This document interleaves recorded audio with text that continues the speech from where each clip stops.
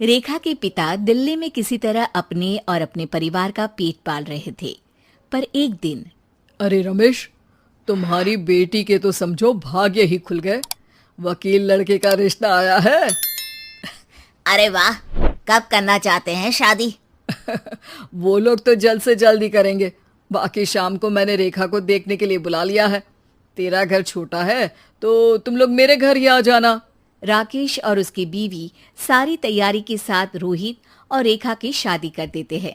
लेकिन अगले ही दिन देखो रेखा, शादी भले ही हो गई है, लेकिन तुम ये मत सोचना कि मैं किसी जोरू के गुलाम टाइप रहूंगा। रेखा को रोहित की बात अजीब लगती है। मैं ये तो सोच भी नहीं सकती और ना ही चाहती हूँ, लेकिन शादी के अगले ही दिन इस तरह की बात की उम्मीद भी नहीं थी। रोहित रेखा के मुंह से ये बात सुनकर गुस्सा हो जाता है। अरे, काफी जबान भी चला लेती हो।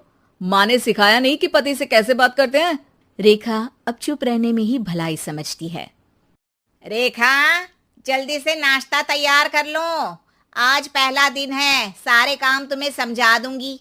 ये नौकरानी है जो तुम्हें बता देगी कि कैसे कैसे क्या करना है। फिर इसकी कल से छुट्टी है। रेखा भी ससुराल में जी जान लगाकर काम करने लगती है।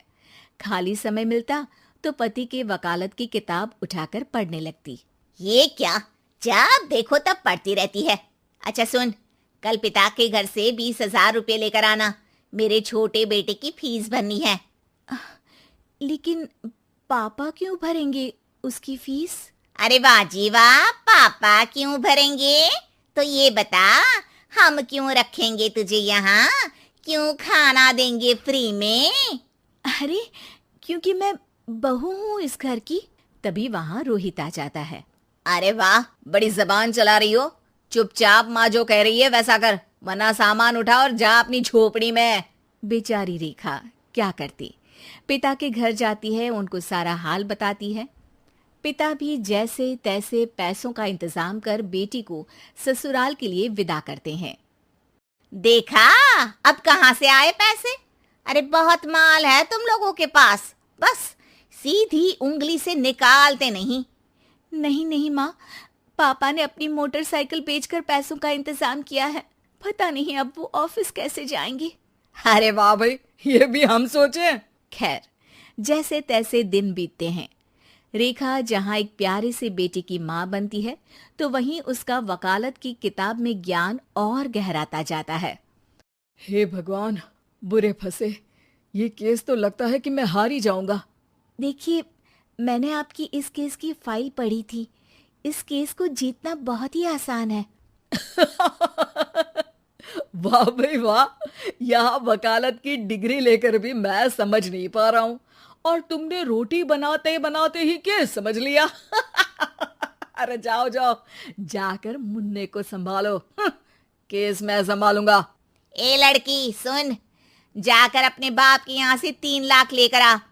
पूरा घर फिर से बनाना है। छोटे की शादी करूंगी तो छोटी बहू को कहाँ रखूंगी? पूरा घर तो तूने घेर रखा है। ऐसा मत बोलिए माँ जी। पापा इतना पैसा कहाँ से लाएंगे? अब तो वो रिटायर भी हो गए हैं। हाँ, तभी तो बोल रही हूँ, रिटायरमेंट के पैसे तो मिले होंगे ना। लेकिन वो अगर आपको दे देंगे तो बुढ़ापा कैसे काटेंगे? रोहित रेखा की बात सुनकर गुस्सा हो जाता है। ए सुन, चल अपना सामान उठा, अपना बच्चा उठा और निकल यहाँ से। रेखा के लाख आग्रह के बाद भी रोहित और उसकी सास उसे घर में नहीं रखते। पापा, मैं तलाक चाहती हूँ। बेटा, मेरे पास वकील के पैसे नहीं है। पापा, आप मुझे वकालत करवा दीजिए। अपना केस मैं खुद लड़ूंगी। इस बार रेखा के पिता भी उसे ससुराल ना भेजकर रिटायरमेंट के पैसों से वकालत करवाते हैं। और फिर एक दिन कोर्ट के बाहर, रोहित, आज तुम अपना ही केस हार गए, वो भी उस लड़की से जिसकी तुमने कभी कदर ही नहीं की। रेखा, मुझे माफ कर दो। मैं इतनी बड़ी अमाउंट कहाँ से लाऊंगा? मैं हर महीने पैसे नहीं दे सकता तुमको। पैसे वहीं से लाना जहाँ से तुम मेरे पापा को लाने के लिए मजबूर करते थे।